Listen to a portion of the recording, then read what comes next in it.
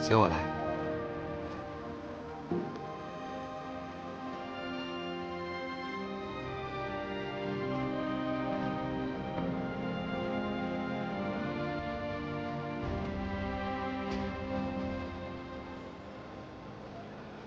送走了，送走了。不过我要是想他，我随时可以来看他。毕竟行参军给的名单里，洛阳有100多个侍女用过人面花呢，还未使过解药。我得留在洛阳，哪儿也去不了。救人一命，胜造7级浮屠。老费，你功德无量啊！苏无名，今天公主都跟你说了些什么？说的都是朝堂上的事儿，一句也没有问起你。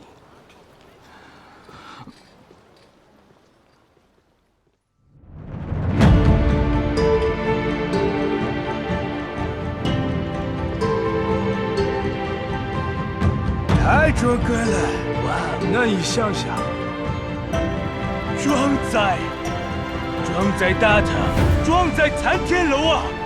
参天楼初建于高宗上元元年。上元元年是战号天后变成2圣的那一年吗？日本使者对我大唐了解颇深呐。你说的没错，就是那一年。距今已将近40年了。参天楼太伟大了，除了大唐，没有其他国家能造出这么伟大的建筑啊！哦，将近40年，这为什么会建这么久？对呀，当时只是夯了地基而已，后来天后称帝，一直到中宗光复，这期间呢都没有再建，直到为庶人当权时，才又重新开工。不过只建了一半，就因为庶人被诛而停工。后一半是1年前，在公主的主持下继续建造的，直到上个月才算完工。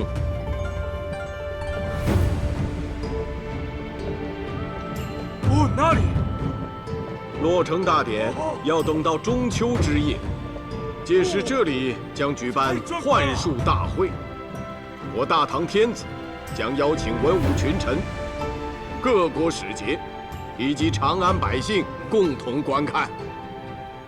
幻术大会，据我所知，当年的大唐皇帝已经禁绝此会了。是啊，是因为有些幻术过于惊险血腥，高宗皇帝确实将其禁绝。但这次陛下坚决要在参天楼落成大典上恢复此会，正说明如今四海升平，相信这次的幻术大会也必将盛况空前。请教宇文少将，您是参天楼建造的主持者，此楼地下3层，地上33层，不知有何说法呀？之所以在地上建造33层，是取佛教有33重天之意，再加上地下的3层，便是36层，是取我中华传说中的天庭有36层之一。听说，在这参天楼之顶，还有一层天外天。没错，若说这参天楼是长安最雄伟的建筑，那这天外天，便是镶嵌在长安上空的一颗耀眼明珠了。今日我等可有福分登上天外天，眺望长安城？对，有没有机会呢？当然不行。若想登上这天外天，需天子恩准。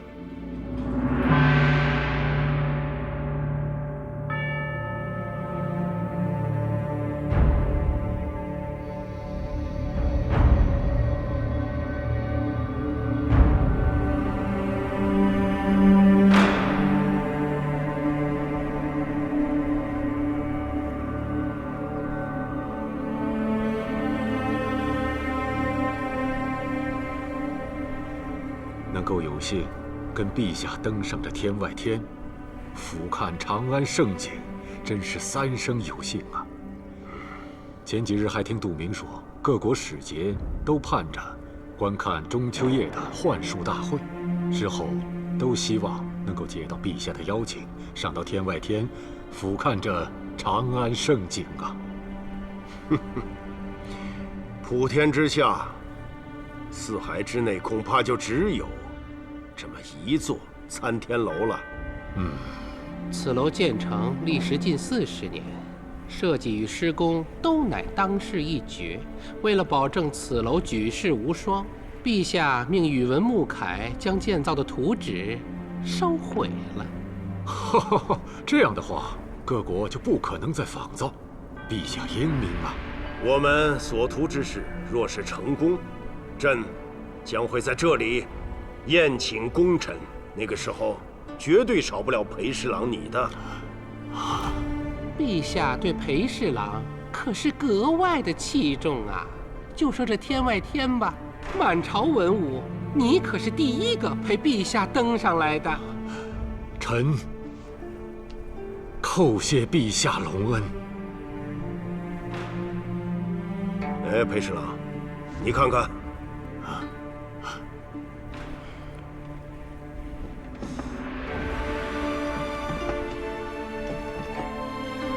好像是一只鸟啊！不对呀，这翅膀跟鸟好像不太一样啊。哎呀，不会是木鸟吧？陛下，要不要叫金吾卫把它射下来？哎，不用如此大惊小怪的。就算是木鸟，也没什么稀奇的。朕要在中秋之夜恢复幻术大会，天下人皆知。朕还听说各国的幻术师已经相继到京了，说不定这个就是哪一位幻术师正在演练。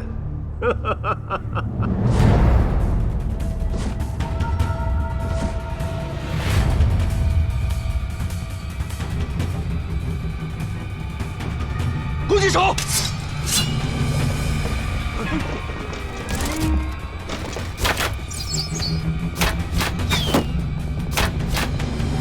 怎么回事？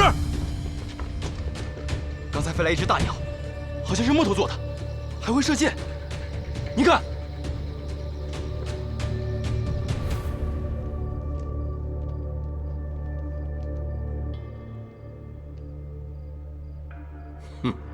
沙司借幻术大会之际潜入长安，竟还敢木鸟传书挑衅。这个沙司，可是那个已经消失了10多年的天下第一幻术大师。就是他。除了幻术师，他还有一个身份——杀手。他说要跟朝廷清算旧账，是什么账啊？跟朝廷清算？朝廷还要找他清算呢。他犯下的罪，有人一直帮他记着呢。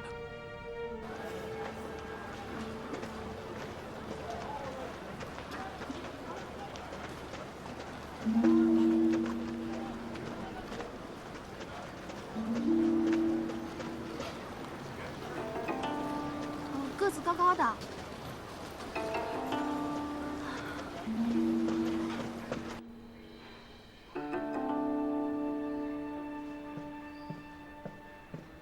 父亲，回来这几天，不老老实实的在家待着，出去干什么？离开长安1年多了，我想着上街逛逛。逛逛用得着女扮男装？逛逛用得着去金吾卫大营？父亲，你派人跟踪我？喜君啊，来，坐。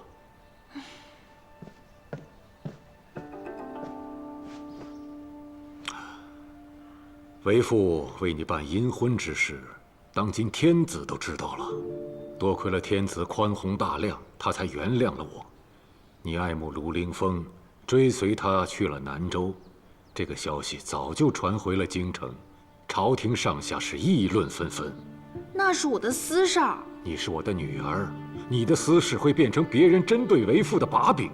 你知道卢凌风是太子的人，当今的朝廷有7个宰相，至少有4个出自公主的门下。他们会因为卢凌风针对为父的。这……还有，你这次认苏无名做义兄，也太过随意。这又怎么了？你是不知道这其中的厉害。那苏无名和公主的关系不一般，公主这次略过了陛下，直接提升他为洛州长史，搞得朝廷上下是议论纷纷。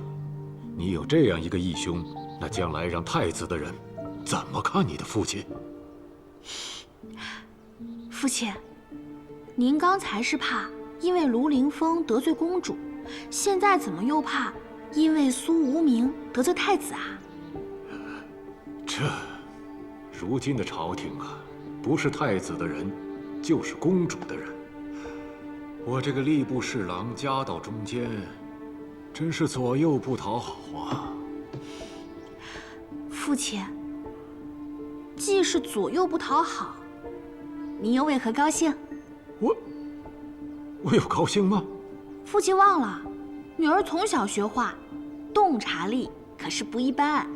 您嘴角上扬，不是高兴是什么？要说高兴嘛，倒也是有高兴的事儿。我裴坚效忠的是大唐天子，当今的天子，对我可是越来越信任了。细君呐，我知道你今天是去找卢凌风，你确定他回到长安了吗？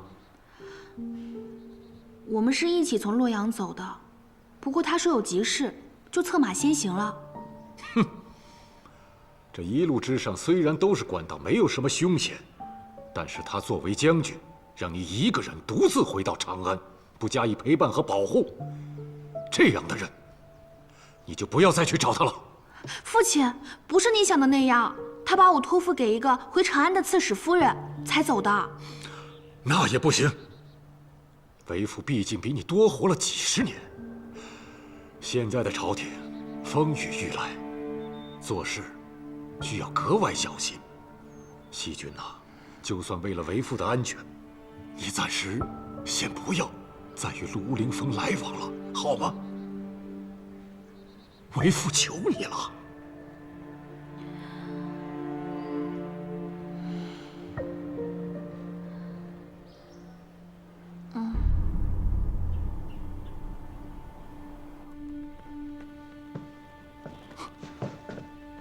卢凌风拜见太子殿下。不必多礼，快起来。殿下，卢凌风，你这几日在长安休息的如何？困乏全解。那就好。叫你回长安，却没急于召见你，就是想让你好好休息。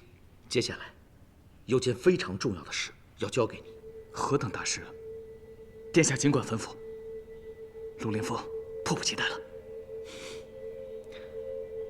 参天楼落成大典，要在中秋夜举行，你可听说？听说了。不是还有幻术大会吗？我一到长安，就发现街上有很多奇奇怪怪的人，应该都是欲参加幻术大会的幻术师吧？不错，就连当年天下闻名的幻术杀手土罗人沙司，也潜入了长安。沙司？当年控鹤府的副监。当年的控鹤府由天后的男宠张易之控制，他们在洛阳道术坊设置了别院，秘密吸纳大批妖异之士，并利用他们铲除朝野异己。而这些人的魁首就是沙司。殿下，我听苏无名说过，在狄仁杰的力荐下，天后被迫撤销了控鹤府。控鹤府化为了凤臣府，换汤不换药而已。苏无名还说，沙司案是狄公最后一案。不错，朝野多起命案都与沙司有关。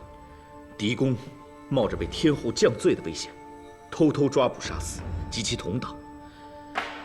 遗憾的是，沙司的党羽虽然多数被捕获，而他本人却逃出洛阳。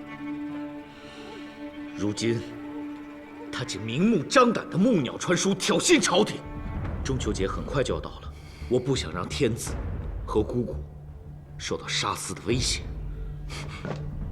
属下定当在中秋之前，将杀司缉拿归案。可惜的是，虽召你回长安，却不能立即保举你为官。为万全起见，你对杀司的抓捕也不宜大张旗鼓，所需人手也得你自己解决。不过陆童自会暗中相助于你。明白。说到杀司，大概半年前，长安市面上出现过一部《杀司传》，还会有人为他写传？就是，不仅给这个罪大恶极的杀手写传，书中还涉及当年天后的很多事情，所以不久就被查禁，此书全部被毁。但民间应该还会有遗存，我建议你去找找这本书，从中寻找线索。多谢大将军指点。你只要拿我的腰牌行事，过去的部下随意调遣，若有什么需要帮忙的，尽管招呼我。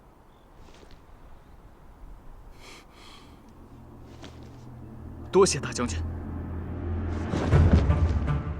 果然是您，果然是中郎将回来了。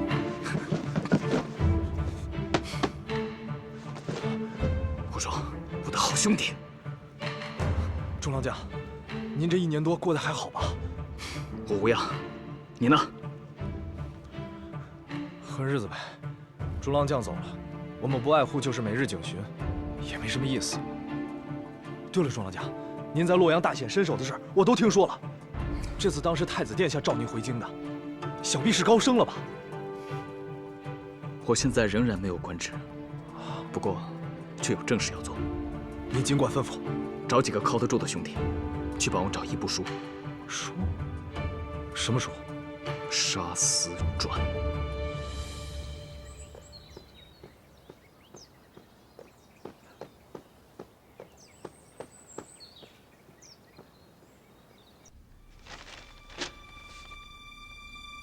都长史，您看看这个。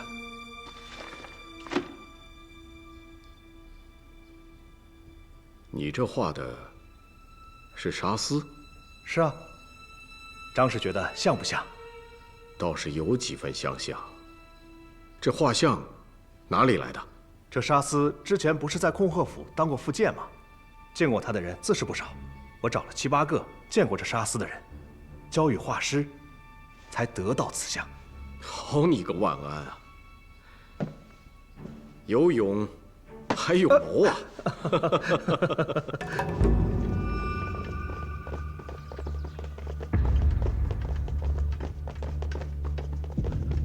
哎呦，官家，官府查案，一个屋子一个屋子的查，搜。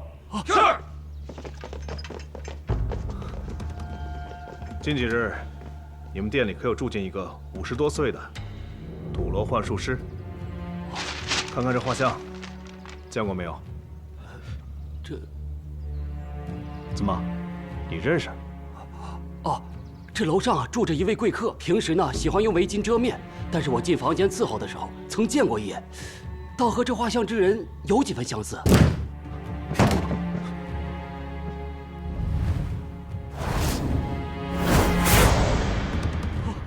这，小的可不知道他是坏人的，官家。来人，在，把门口的人全撤了，其他的兄弟也不用搜查，全在客栈各处藏好，等着瓮中捉鳖。是。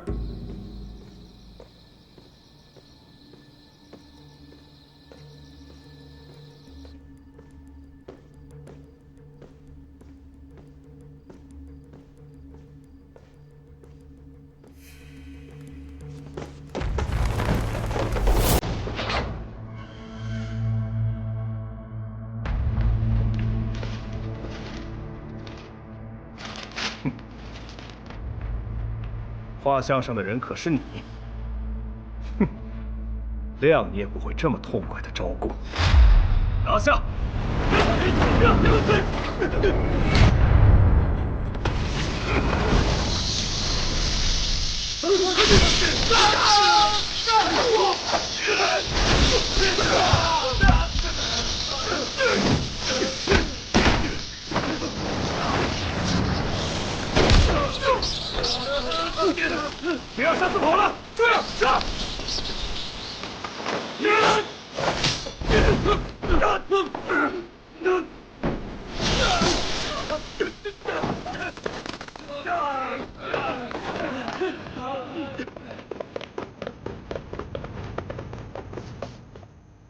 追得这么紧，小伙子，挺有本事吧？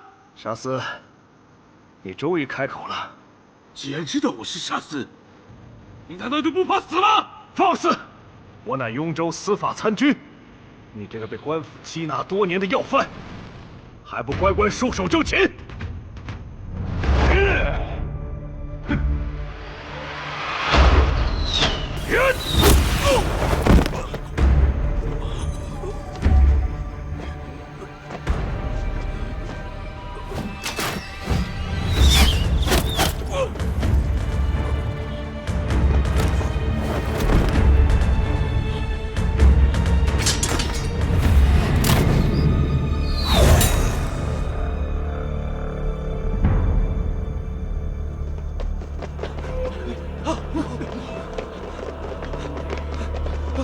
万参军！万参军！万参军！万参军！万参军！封锁周边。是。死者何人？你又是何人？今无未查案，速说实情。死的是我家万参军，是被沙司所杀。什么？你说什么？被谁杀了？再说一遍。我们今天跟万参军巡查，就是为了抓沙司。刚才在中巡客栈已经将他堵住了，可他利用幻术放出很多蝙蝠，然后就跑了。万参军追在前面，结果我们看到时，万参军便被……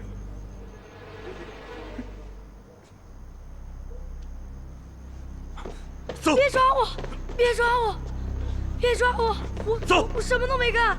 怎么回事？禀卢将军，在那边角落发现了他。那边角落。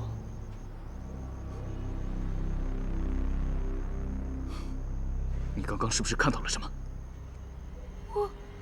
我雕虫小技！我知你会幻术，刚才用蝙蝠杀人，现在又想使诈脱身，当我是小孩吗？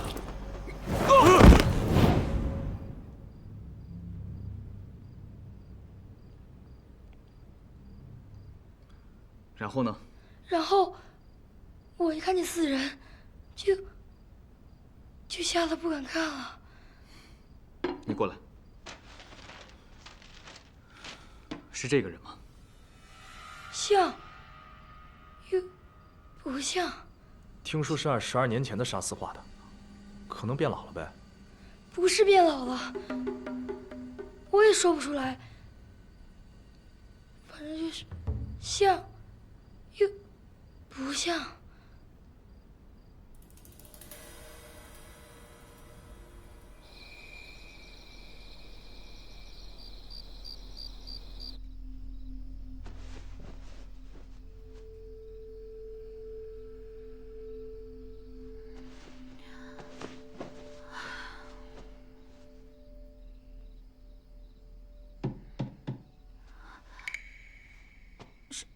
谁在那儿？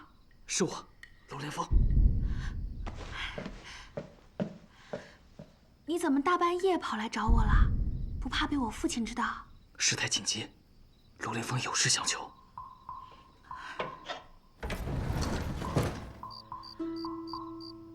人家找了你好几天都没找到，没想到你却自己跑来了。快进来。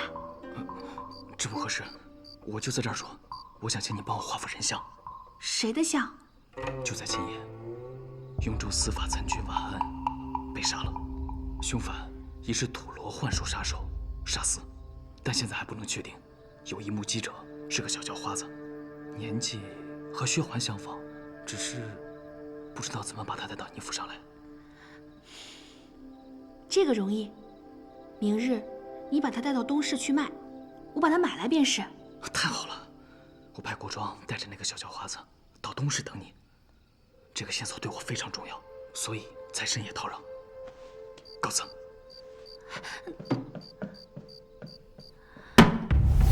太猖狂了，简直太猖狂了！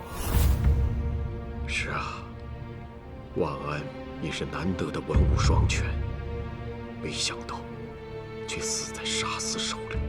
现在急需找到一名干才，接替万安的职务啊！裴侍郎所言极是，杜明深夜拜访，正为此事。杜长史，难道是有合适的人选要举荐？那倒没有，只是中秋将至，天子要重开幻术大会，而沙司又木鸟传书挑衅朝廷，眼下长安正缺干才。裴侍郎，一定要选能人助我呀！只是这雍州司法参军一职，位卑而权大，恐怕早有人盯上了。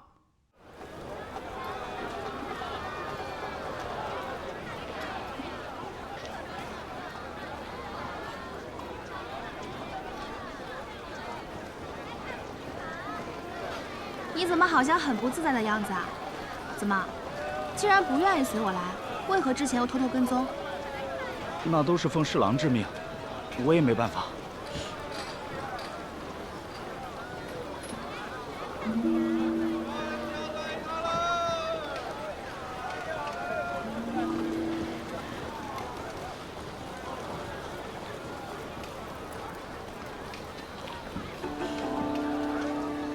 管家，帮我把这个小奴买了。啊，小姐，咱们府上不缺人。我缺。这1年多我南下，身边一直有个薛环。此次薛环没有回长安，我很不习惯。帮我把它买了，省得陪我出来逛，你这么不自在。是，小姐。那个人有这么高，满脸的胡子。哦，他的眼睛旁边还有这么长的一个疤。对了，他的头上还有一个头巾，他的头发也特别长。他当时还面朝天空，张大了嘴，眼睛也睁得特别大，一脸惊恐的样子。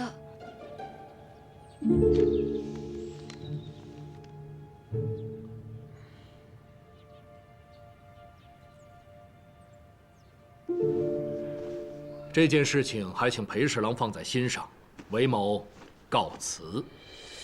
好，只是恕裴某直言啊，雍州虽狭盖京畿，雍州的司法参军也不过是个正7品的官职，可韦典军在公主府官居正5品，为何要谋这7品的官职？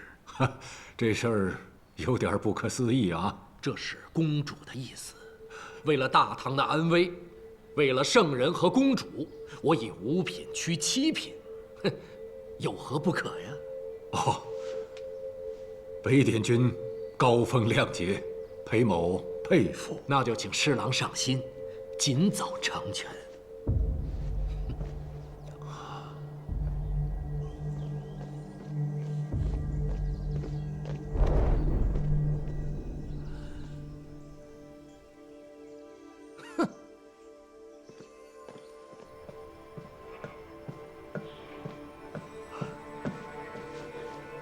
裴侍郎，白某直入正厅，失礼了。白舍人，看你这神色急切，不会是太子殿下找我有事吧？听说雍州司法参军万安，昨晚死于非命。啊，是。传言是潜入京城的沙司所为。啊，故太子殿下很是担忧。经深思熟虑，现有一人推荐，希望能接任参军一职。还请裴侍郎成全。太子殿下也要推荐人？也？难道刚才韦风华来也是为了此事？不，一言难尽呐。不知太子殿下推荐的是何人？前金吾卫中郎将卢凌风。哦，他真的回长安了。怎么，裴侍郎跟卢将军很熟？那就更好办了。啊，不，哎呀，这两边都谋一个职位，让我这吏部真是不好办呐。我知侍郎顾忌，不错，公主现在势大，当朝7个宰相有4个出自其门下。但所谓人杰，眼光要放得更远些。不管怎么说，太子殿下作为储君，才是大唐之国本，还望裴侍郎想清楚。是。告辞。好。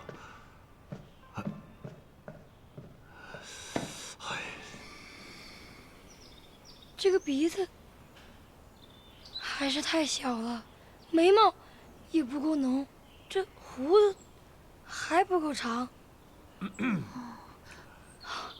喜君，作画呢？他是谁呀？哪儿来的？这是我今天新买的小奴，还没交代礼数。退下。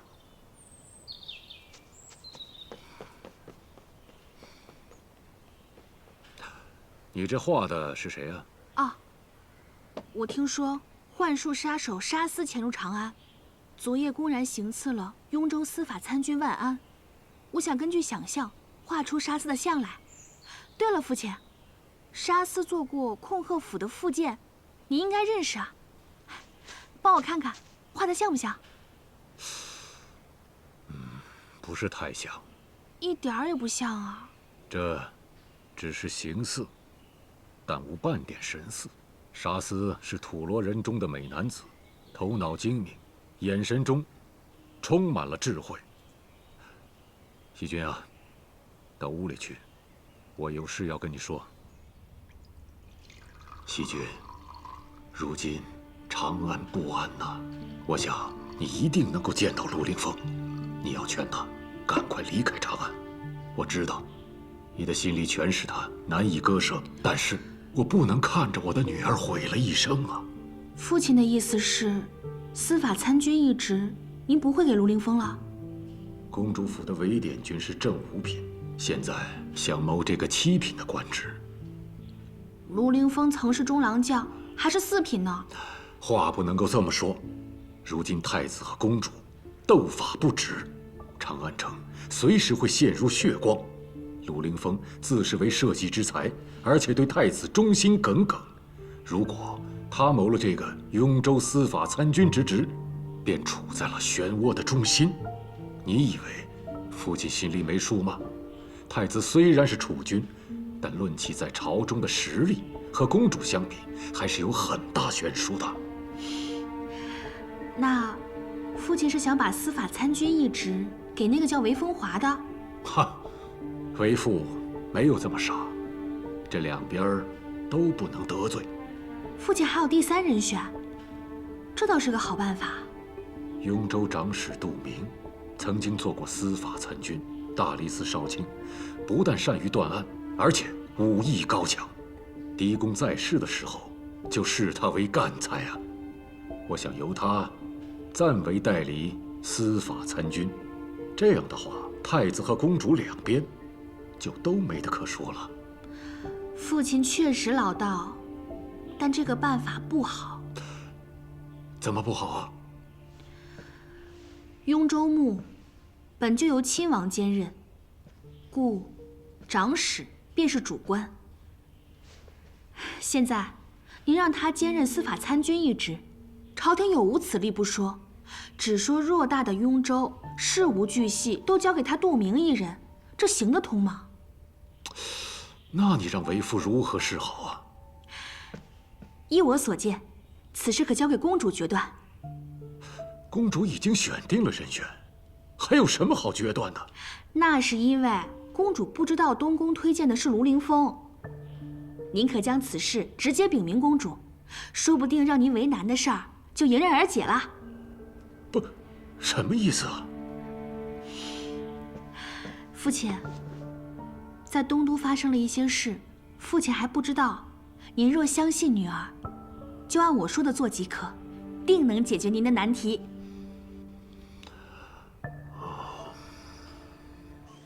哦，东宫举荐的是卢凌风啊，很好。朝廷现在正值用人之际，确实需要他这样的干才。只可惜，官小了点儿。如若其立功，还请裴侍郎记得提拔。下官明白，下官告退了。你女儿，我见过了，说不上美艳，看起来也是个聪明姑娘，要不然也不会追着卢凌风一路南下。这就叫有眼光。裴侍郎，恭喜呀！此番对卢凌风的任命，裴侍郎可是公私兼顾啊。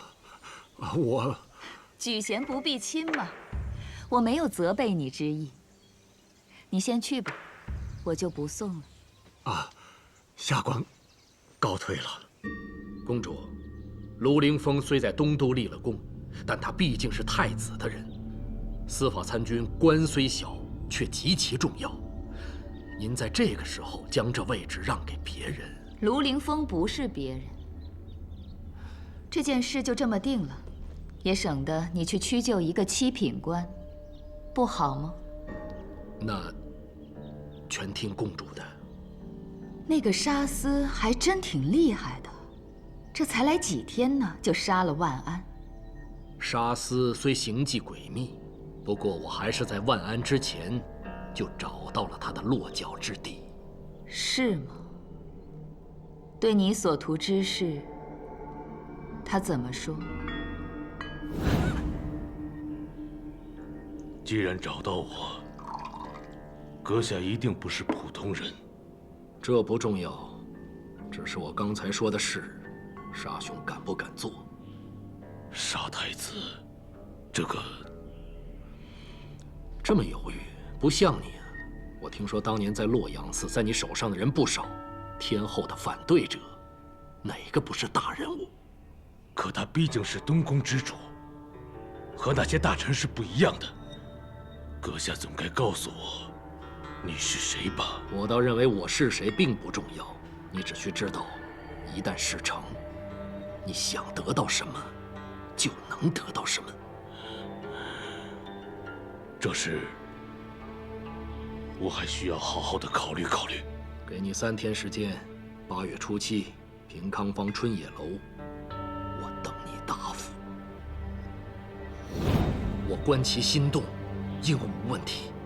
只是谋划此事时是在数月之前，而今又经历了人面花之险，我这个时候对太子出手，好像于情于理都不应该呀。公主，当断不断，反受其乱。您若想成为第2个天后，真正复兴我大唐，在这关键的一步绝不可犹豫，否则追悔莫及呀。可是太子毕竟是我从小看着长大的，这次在洛阳又一心一意地救我，那又如何？太子在东都的表现有可能是假象，如今他虽收锋芒，恐怕是以退为进。将来一旦有机会，绝对会对公主做出不利之事。即使为了自身安危，我也绝不能看着公主错过良机而陷入万劫不复之地呀！好一个为了自身之安危！属下所言，句句发自肺腑。太子若得势，我作为公主身边之人，轻则被逐出京城，贬到蛮荒之州；重则死无葬身之地。你是跟着你叔叔长大的吧？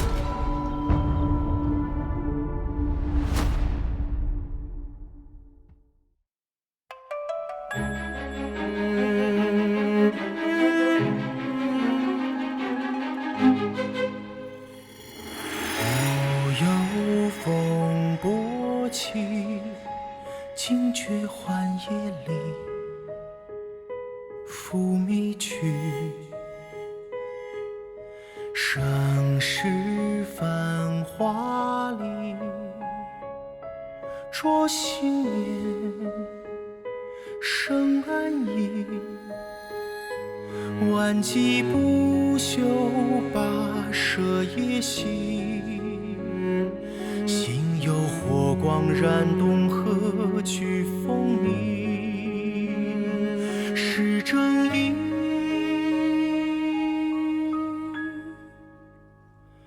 为这长夜孤影寻一个真理，命运壮志为伴撑起了天地。将是非刻在朗朗心底，要真相重拾这正义。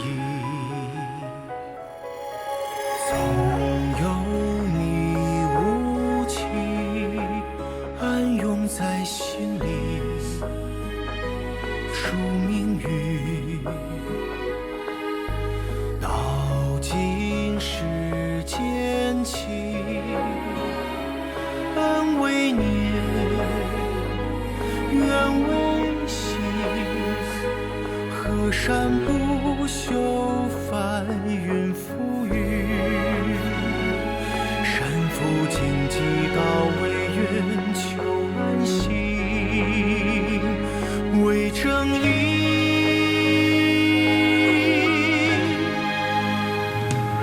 为这长夜孤影寻一个真理，凌云壮志为伴撑起了天地。苍生安逸，将是非刻在朗朗心底，要真相重拾这正义。总有千帆险境，一不枉此行。只惧尘血落尽，空有缘为命。生死何以将情浪化尽这好风景？冉冉正气，诗心有所